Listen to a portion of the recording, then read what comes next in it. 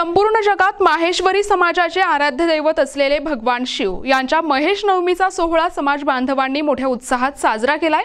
पुलगाव माहेश्वरी समाज, माहेश्वरी युवा संघटना, माहेश्वरी महिला मंडळ आणि बहु संघटना यांनी संयुक्तपणे महेश नवमीच्या निमित्ताने रक्तदान शिबिर, नेत्ररोग निदान आणि तपासणी शिबिर आणि करिअर मार्गदर्शन शिबिर आयोजित केले होते।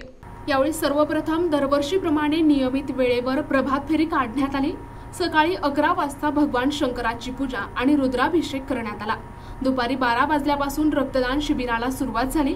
यामध्ये सुमारे 31 रक्तदात्यांनी रक्तदान हेच महान कार्य या वाक्याचे महत्त्व सिद्ध करत रक्तदान केले। सर्व रक्तदात्यांचा माहेश्वरी समाजातर्फे सत्कार करण्यात आला।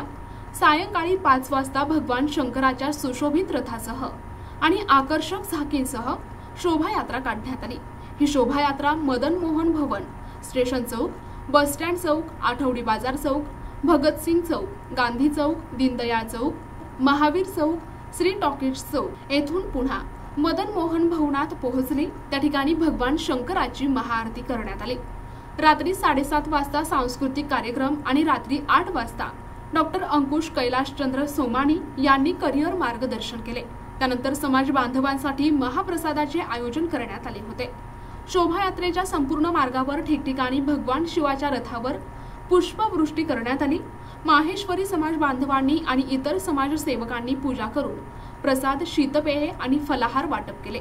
या संपूर्ण कार्यक्रमाच्या यशस्वीतेसाठी माहेश्वरी मंडळ, माहेश्वरी युवा संघटना, माहेश्वरी महिला मंडळ आणि बहु मंडळाने सहकार्य केले। प्रतिनिधी जावेद खान, NTV न्यूज मराठी, वर्धा।